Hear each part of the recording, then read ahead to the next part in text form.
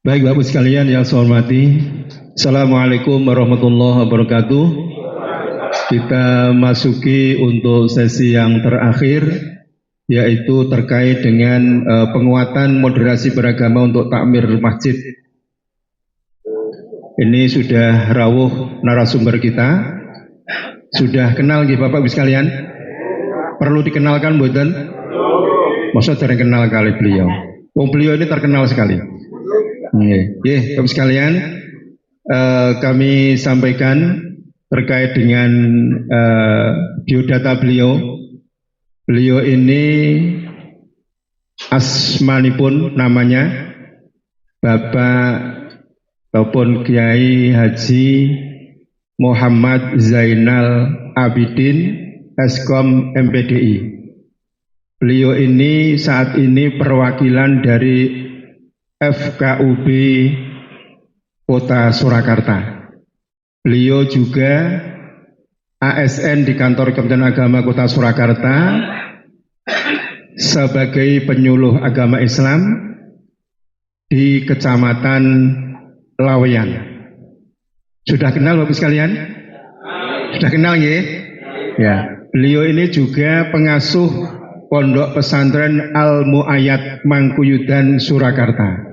Tambah kenal ya. Nah, beliau saat ini akan menyampaikan terkait dengan penguatan moderasi beragama untuk takmir masjid. Nah, bagaimana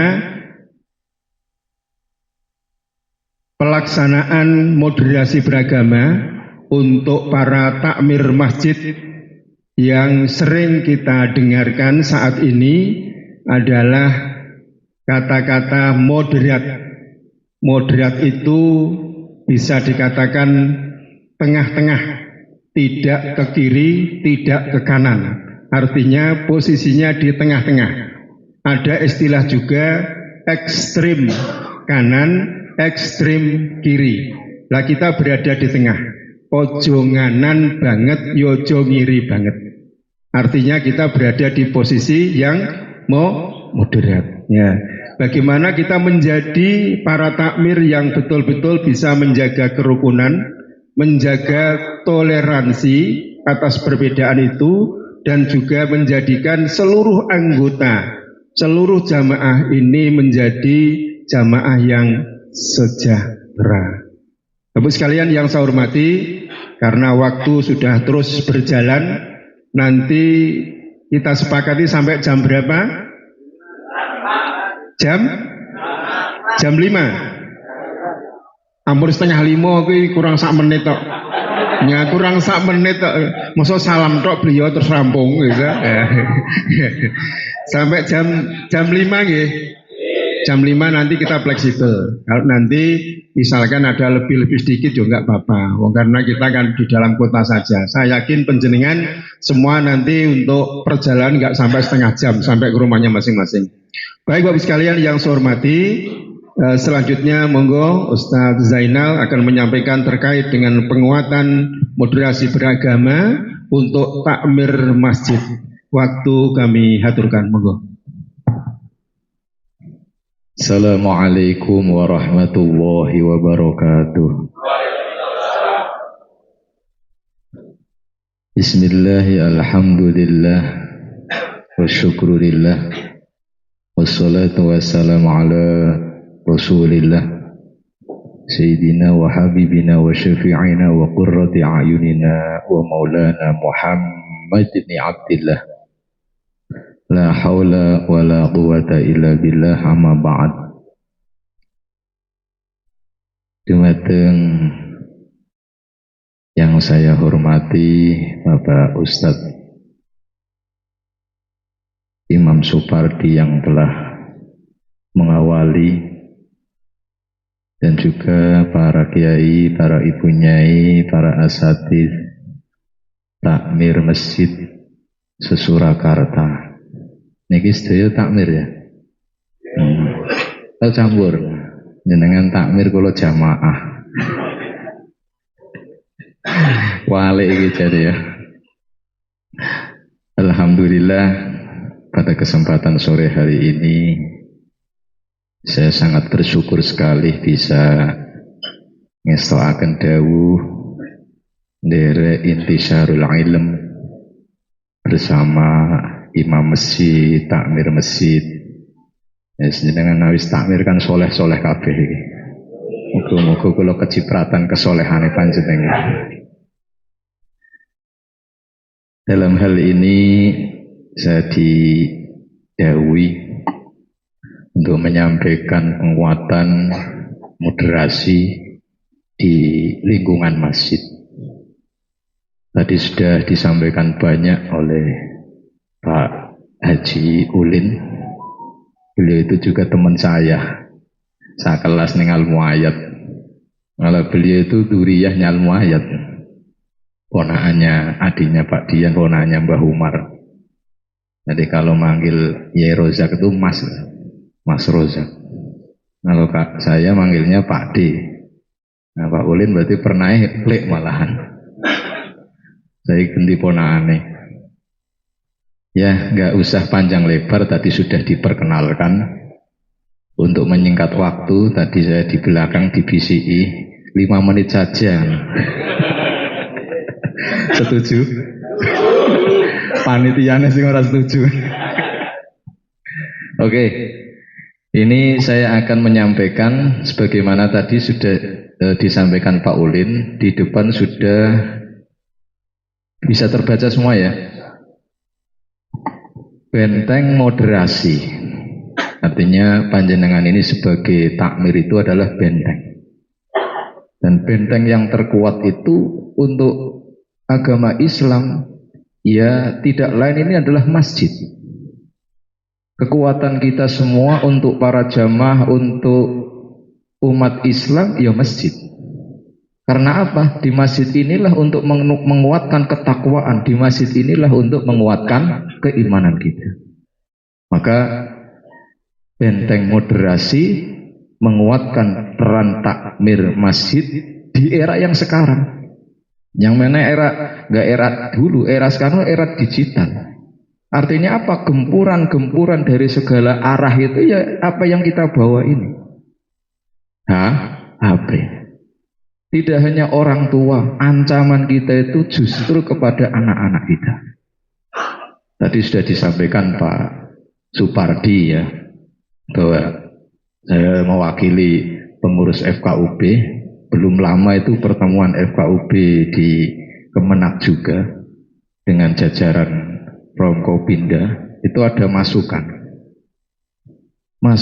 dari warga dan masukan dari forum itu, termasuk kekhawatiran terhadap kita semua. Sekarang di masjid-masjid sudah jarang ada remaja masjid. Betul? Nah ini PR. Ini sudah kita sampaikan kepada Pak Wali.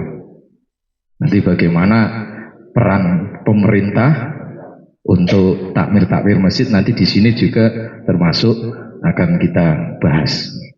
Ya, mengapa targetnya kepada takmir? Karena ini adalah sebuah kerangka yang strategis untuk menjaga kerukunan dan ketahanan nasional. Tidak hanya kerukunan ini, takmir masjid ini bisa menjadikan benteng, bisa menjadikan negara ini bisa bertahan secara nasional. Maka ini perlu untuk disampaikan kepada takmir masjid. Baik, apa? Next. Maka di situ masa depan kerukunan bangsa itu sangat bergantung pada keteladanan yang kapasitas para pengelola masjid atau takmir. Artinya apa? kita semua panjenengan menjadi takmir itu kan amanah. Menjadi takmir itu bukan sekedar administrasi, bukan sekedar pengurus. Tapi takmir ini juga bisa dijadikan sebagai uswah, contoh. Jangan sampai iki pengurus masjid tua nih malah ora tau jamaah, kan jadi omongan. Gini bang, pengajian itu ora tau mangkat iki jane iki. Nah, kadang kala kan ngenten niku. Nah, kalau dalam hal-hal ini saja tidak bisa dijadikan uswah, apalagi untuk menjadi benteng sebagai kerukunan. Jadi moderasi beragama ini intinya itu untuk menjaga kerukunan. Menjaga kerukunan di antara warga negara Indonesia.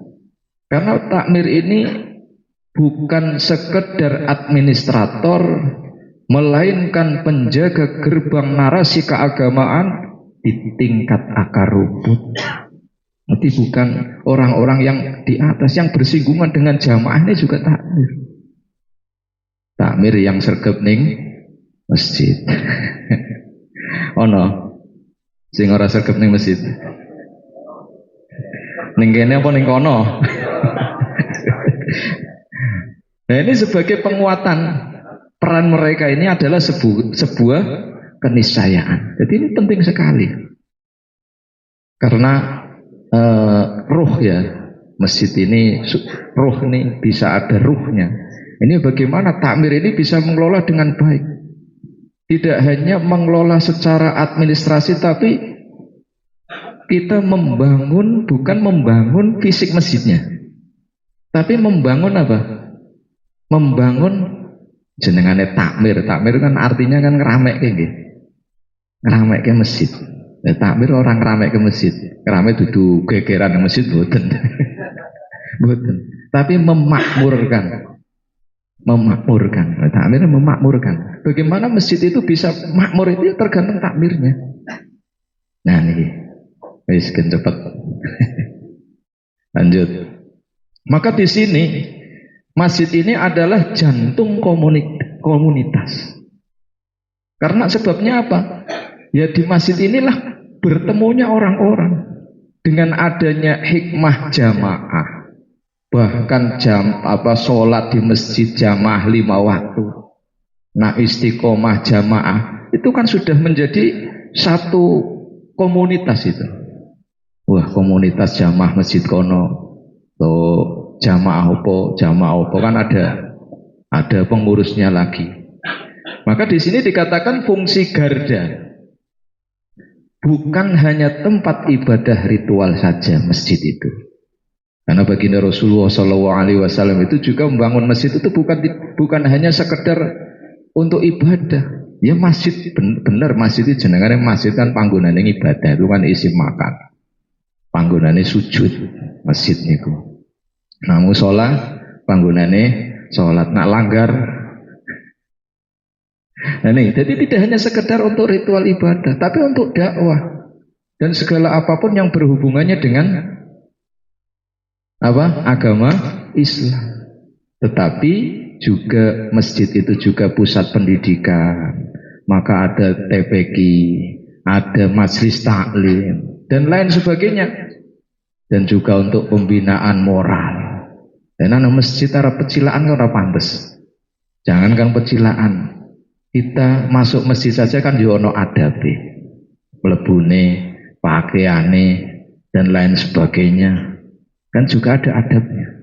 Misalnya rapat-rapat di masjid masa arep bengak-bengok, tak ya mboten sae niku baitullah. Maka ini secara rohani, secara tempat saja ini sudah bisa membentuk karakter seseorang. Dan kegiatan-kegiatan sosial yang lainnya bisa dilakukan di masjid. Ini fungsi garda masjid ini. Nah, peran sentral takmir di dalam masjid ini adalah sebagai manajer spiritual dan garda terdepan. Karena yo sing nyetir kabeh iki takmir. Masjid jadi makmur opo ora, masjid mau dijadikan apa? masjid arep dadi model kayak apa. Ini tergantung takmirnya. Siapa yang memegang peran di situ? Maka di sini dikatakan manajer spiritual. Tidak hanya sekedar memanage apa, dan juga garda terdepan. Dan takmir ini berinteraksi langsung dengan jamaah dan memiliki pengaruh signifikan dalam membentuk pemahaman keagamaan. Maka tujuan utama di situ adalah untuk membentuk cara pandang Islam yang rahmatan lil alamin. Apa itu? Saya tuliskan rahmatan lil alamin itu masjid yang ramah. Tadi sudah disampaikan oleh Pak Ulin. Ini termasuk bagian daripada rahmatan lil alamin.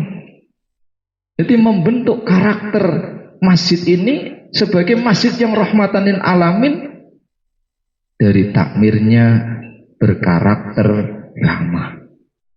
Terus yang kedua apa? Masjid yang rahmatan lil alamin inklusif, bukan inklusif. Artinya apa? Tidak dikhususkan.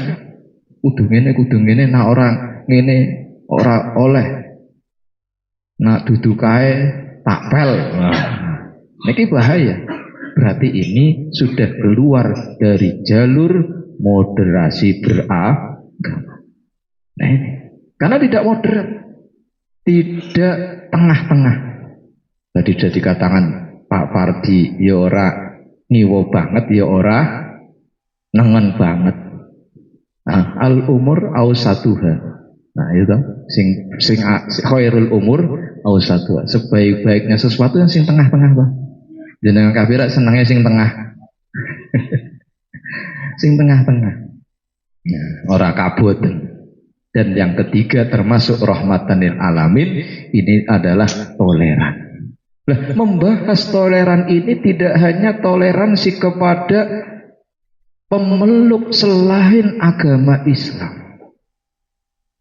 Nah, wis bagi kita semua Indonesia wis rampung lah untuk toleransi agama. Toleransi beda agama wis rampung. Apalagi saya bersama Pak Fardi ini punya gerakan yang namanya IPARI. Nah, terus saya di FKUB, Forum Kerukunan Umat Beragama. Indonesia itu sebenarnya sejak membangun negara ini itu sudah selesai masalah kerukunan, masalah toleransi. Tapi yang tidak kalah pentingnya toleransi ini adalah sesama agama Islam ini. Toleransi ini loh. Nah, ini loh bentuk toleransi sama agama Islam yang kita bentuk karakter moderatnya di sini. Jangan sampai terjadi kita sesama agama tidak toleran.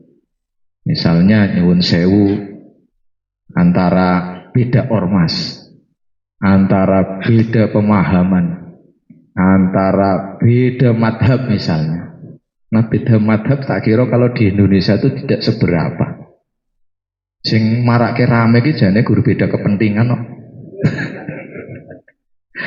Nah beda pendapat ki wis biasa. Sing marake rame beda pendapatan. Tak ngenten niku.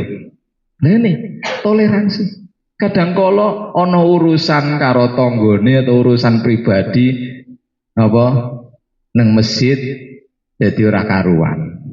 Jadi imbasnya tekan masjid barang. Repot ngenten iki. Ora kae ora cocok karo aku, sok engko kae pembagiane napa? Zakate. Pembagiane daging. Nah, ngenten niku. Pun lanjut cepet wae rasa suwi-suwi. Nah, kemudian takmir masjid ini adalah sang penjaga gerbang. Ini yang sedang dihadapi ini adalah ancaman ganda. Tidak hanya satu arah, tapi berbagai arah. Takmir masjid sebagai penyaring utama narasi keagamaan. Nah, makanya di sini serangannya itu Masya Allah. Lewat mana? Ya wis WA ngeten iki. Maka ini ancamannya untuk membentuk bagaimana ya kefahaman keagamaan.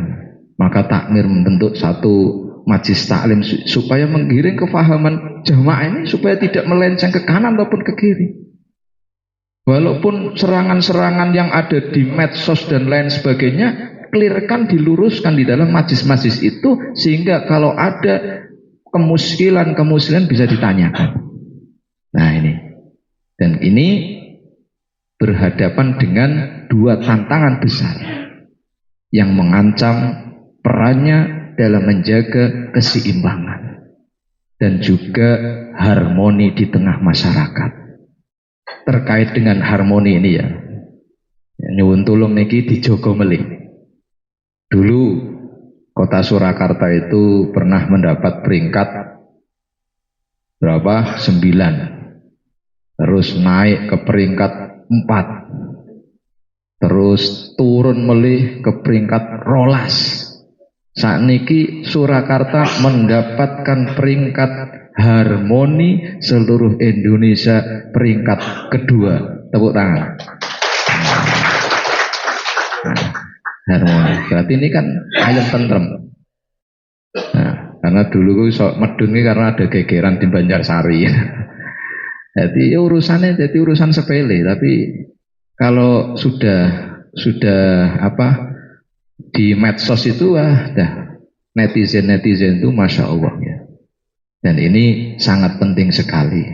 Nah, tantangan ini bersifat ada eksternal, ada internal, yang lebih hebat lagi tantangan digital, dan yang lebih berbahaya ini adalah ideologi.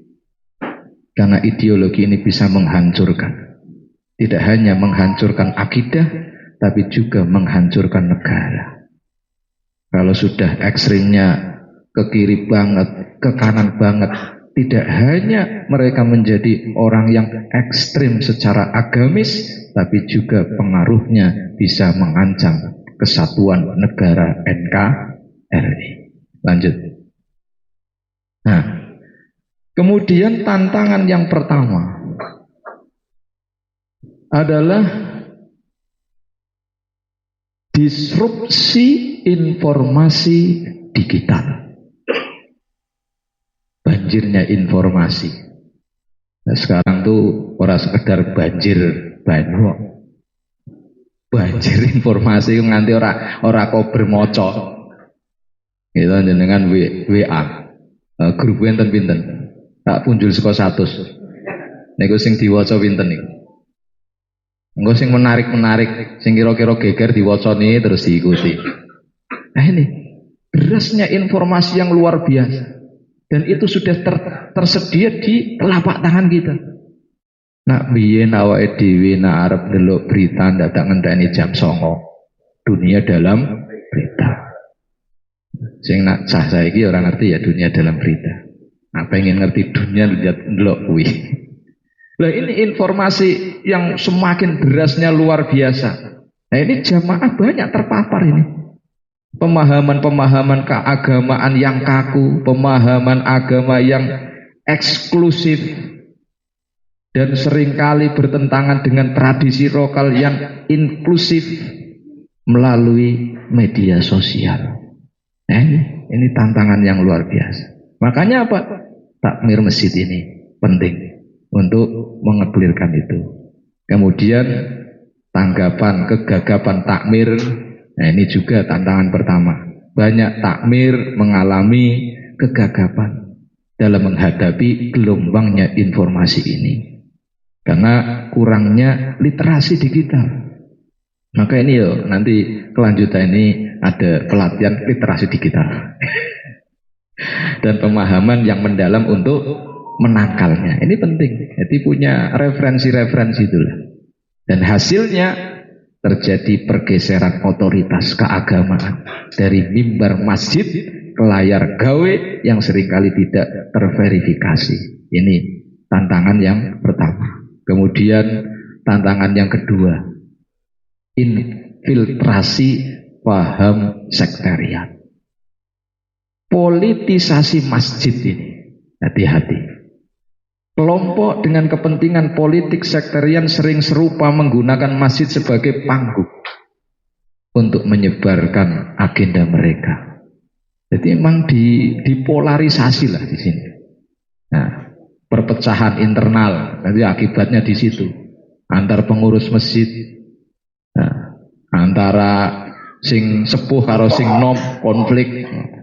Nah, ini infiltrasi ini menimbulkan ketidaksepakatan dan konflik di antara pengurus masjid dan jamaah. Ora cocok. Akhirnya geger. Nah, erosi kedamaian, suasana tenang dan damai yang seharusnya menjadi ciri khas rumah ibadah terganggu. Masjid kudune tenang, tinggo zikir, tinggo iktikaf, tapi mlebu masjid ora tenang. Mergone ana konflik kok, wah ketemu kae. Jadi ya hubungan niku burung kok ketemu sing utang.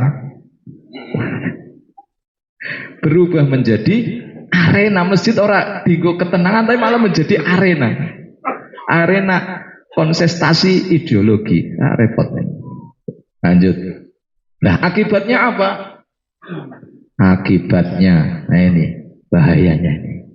Kerukunan terkikis. Melemahnya kerukunan terkikis, ketahanan nasional menjadi lemah. Karena ya, di internal masjidnya sudah seperti itu. Yang sebenarnya di masjid ini untuk menjadi benteng ketahanan nasional menjadi retak. Kalau gambar Indonesia retak seperti itu.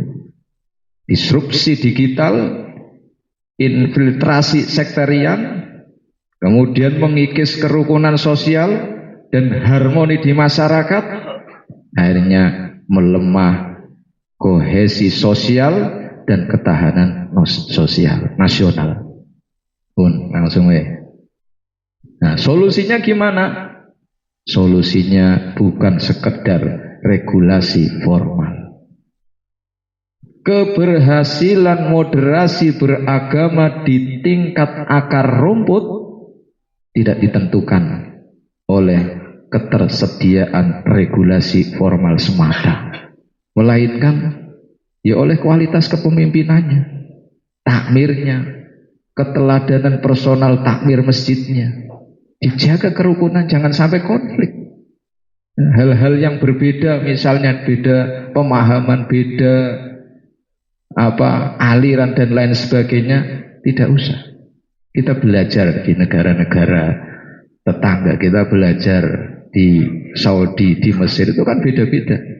Tapi kan tauhidnya sama. Jadi tidak mempengaruhi terhadap kerukunan itu. Dan investasi terbesar harus diletakkan pada peningkatan integritas dan kemampuan intelektual takmir. Lanjut. Nah, maka di sini sangat penting 3 pilar strategi penguatan kapasitas takmir. Karena kita hidup di Indonesia, bukan hidup di Timur Tengah. Maka kita keislamannya ya Islam ketimuran lah, Indonesia.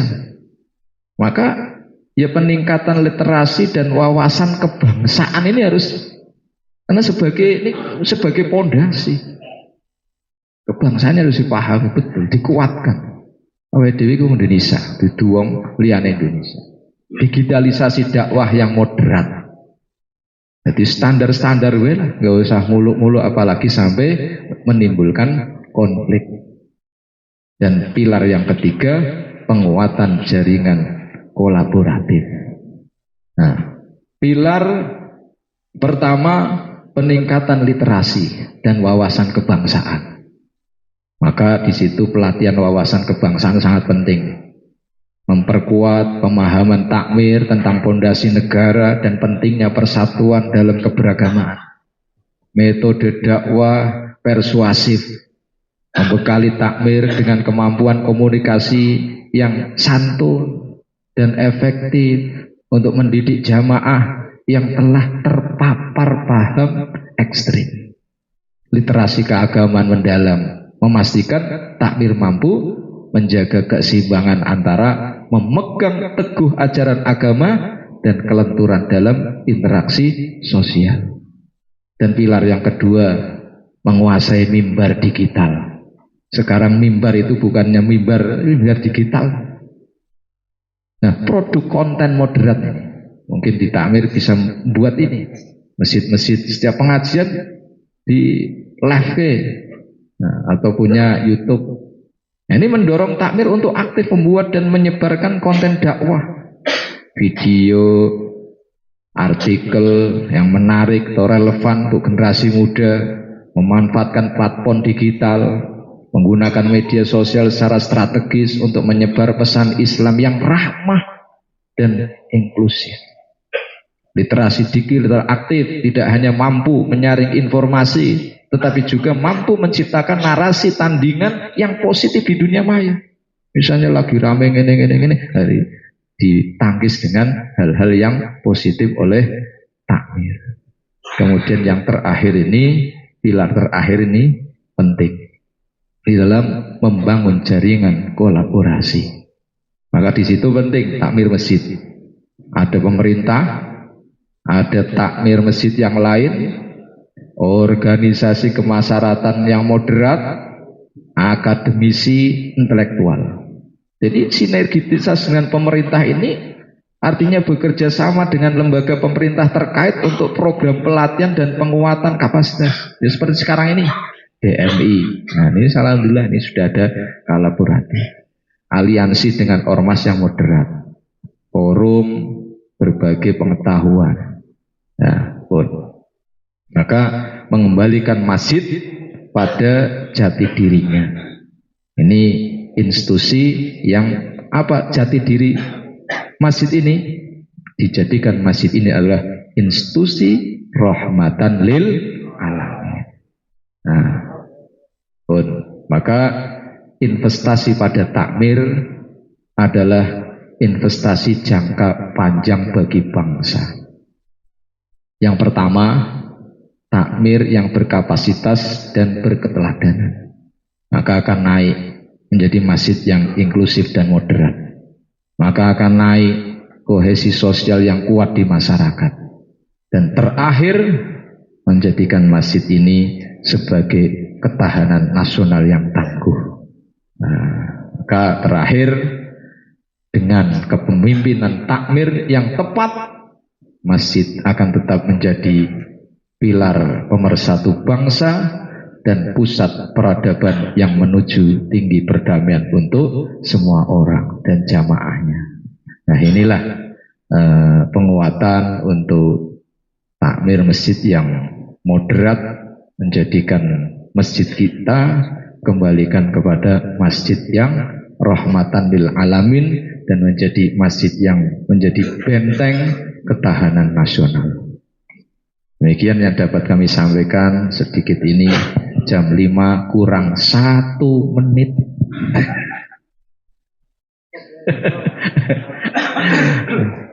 Enak ya, rasa suwi-suwi. Oke, Pak Pardi, kalau kembalikan. Terima kasih Ustaz. Kita kasih applause dulu. Alhamdulillah sudah banyak materi yang disampaikan. Ini tadi ada pesan dari panitia harus kita penuhi. Ini enggak nanti orang disangoni. Pesan dari panitia maksimal sampai jam 5:17 menit. Niki lho enten WN niki. Tapi misalkan kurang juga enggak apa-apa, kita fleksibel saja. Bapak-Ibu sekalian, tadi ada beberapa hal yang disampaikan oleh beliau terkait dengan penguatan moderasi beragama untuk takmir masjid, yang pada intinya takmir masjid itu sebagai benteng kerukunan. Setuju? Ya, yang kedua takmir masjid sebagai benteng toleransi. Setuju? Ya, yang ketiga takmir masjid sebagai benteng dakwah. Sepakat? Baik Bu sekalian, ini masih ada waktu. Saya tambah. Iya, yang terakhir takmir masjid sebagai benteng ketahanan nasional. Sepakat nggih? Alhamdulillah. Sepakat selesai? Waduh, kita ini. Nah, ini langsung kompak banget. Kayak mikir barangnya ngajak rampung nih Pak. Mutamati mawon nggih. Ya. Jadi Bapak sekalian, ini kami buka termin apa langsung selesai? Ayo, kurang pas ya, kurang komplit ya, monggo. Ini saya buka satu termin saja, monggo. Pertanyaan, ini maksimal satu. Ya dua, monggo, dua nggih. Masih ada waktu 10 menit, dua nggih. Ya sepakat, monggo. Yang pertama masih Pak Kiai Ahmadi dari Masjid Darmo Wiyoto.